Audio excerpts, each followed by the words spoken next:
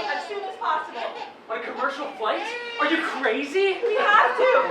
But he won't stop crying. Well, of course he won't stop crying. It's because of the deadly, deadly supervirus that he has. You mean the rare virus designed in a secret lab by supervillains that will eventually kill everyone unless we find a cure? Exactly. That virus. It's amazing he hasn't died yet. Right. Because this baby has a special immunity such that the virus only makes him mildly uncomfortable instead of killing him instantly like it does to most people. And also, he's not contagious for some reason. And also, he's not contagious for some reason. We have to get him to the Center for Disease Control immediately so they can reverse engineer a cure. Of course we do. We can't take a commercial flight. It'd be so rude. I'll contact the CDC directly to arrange travel plans. No, you can't. The supervillains will intercept the call and know we're trying to get him to the CDC. Of course! The supervillains will intercept the call and know that we're trying to get him to the CDC. And once they use the call to trace our whereabouts, they will shoot this baby in the head with a gun to prevent a cure from being reverse engineered. That's exactly why we have to fly commercial. To blend in. You're right. The only solution is to get this baby, which is medically unable to stop crying, on a commercial flight as soon as possible. I'll book the next direct flight to Atlanta. You can't. We should fly to Denver first. To Denver? But why? To throw the supervillains off our trail. Of course, to throw the supervillains off our trail. I'll book the next direct flight to Denver.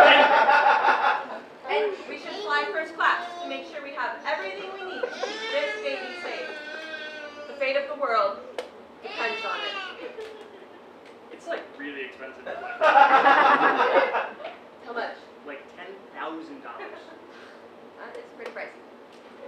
So, economy? I'm sure it'll be fine. Great. We're ready to go. Now remember, this baby, starting or stopping to cry, is completely dependent on the supervirus. There is absolutely nothing we can do to affect its behavior. Right.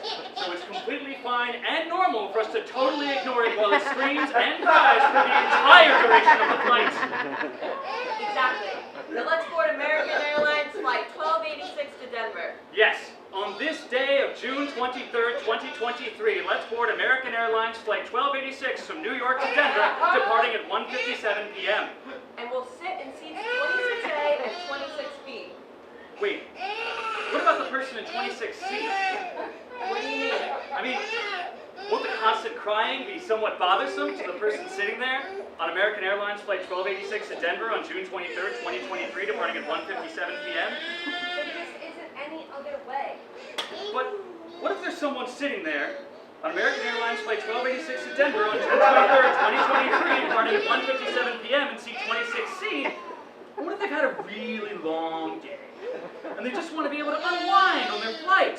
And let's say, for argument's sake, that this person's name happens to be Doug. Let's say that this purely hypothetical Doug